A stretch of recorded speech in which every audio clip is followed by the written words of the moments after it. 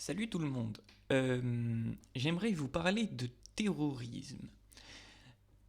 En ce moment, on parle un peu d'Al-Qaïda là parce que ils veulent attaquer soi-disant un ministère français puis une ambassade en Suède. Écoutez, j'en profite pour vous dire quelque chose et j'aimerais vraiment que vous l'appliquiez parce que c'est une consigne que je vais vous donner. Et j'aimerais vraiment aussi que vous diffusiez ce message un peu partout.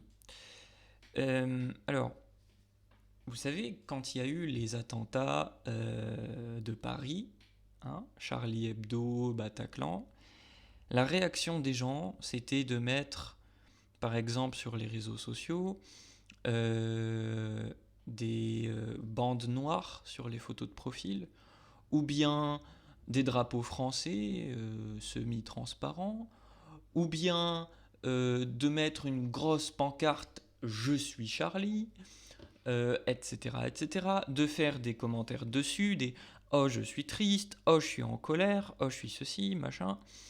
Bon, alors, si jamais demain il y a un attentat, la consigne que je vous donne, c'est de rester de marbre, c'est-à-dire de ne laisser transparaître aucune émotion et de ne rien mettre, je dis bien rien mettre sur les réseaux sociaux au sujet des attentats. Pourquoi? Alors, bien sûr que ça nous touche tous, hein, on est bien d'accord, hein, que ce soit de l'énervement, de la tristesse, de la frustration, bien entendu. Mais il ne faut pas montrer ses émotions. Il faut rester de marbre, comme je disais. Pourquoi? Parce que le terroriste, ce qu'il cherche, c'est une réaction. Il cherche un résultat. Son résultat, c'est de faire peur aux gens, de les faire parler, voilà, de les faire parler en fait, que le monde parle de leur action terroriste. Il cherche à créer de la colère, à diviser la population, etc., etc. Il cherche une réaction de la population. C'est ça qu'il cherche. Donc, ce qu'il faut, c'est que le terroriste n'ait aucun résultat. Et comment on fait ça? Eh ben, on fait ça en faisant en sorte de ne laisser transparaître justement aucune émotion, de ne mettre aucun tweet, aucune publication sur les réseaux sociaux qui pourrait trahir quoi que ce soit, etc., etc. Bref, il faut rester de marbre, ne rien faire, ne rien dire, ne pas réagir, d'aucune façon. Voilà, ça c'est le message que j'ai à faire passer. J'en ai un autre à faire passer. Et cette fois, ça concernerait plutôt les journalistes.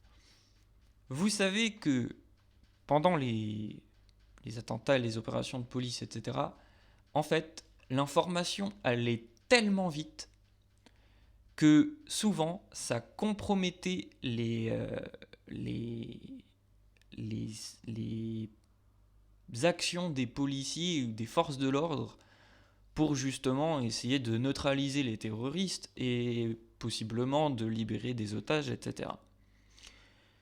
Donc, dans la mesure du possible, même si évidemment on a tous envie de savoir ce qui se passe au plus vite, ben retenez-vous de publier des trucs, parce que ça peut compromettre les bonnes opérations policières qui sont en cours voilà, pour libérer des otages ou ce genre de trucs. Donc ça, faut y penser aussi, parce que c'est déjà arrivé et ça les a foutus dans la merde. Hein. N'en déplaise aux gauchos de merde. Bon, j'aime pas raisonner sur l'axe droite-gauche, hein, je l'ai déjà dit, mais n'en déplaise aux gauchos, les forces de l'ordre sont quand même là pour nous protéger, hein, pour faire en sorte que justement les terroristes, ben, il n'y en ait pas en fait. Ok. Et s'ils n'étaient pas là, on serait quand même bien dans la merde. Hein. Donc voilà. J'en finis là.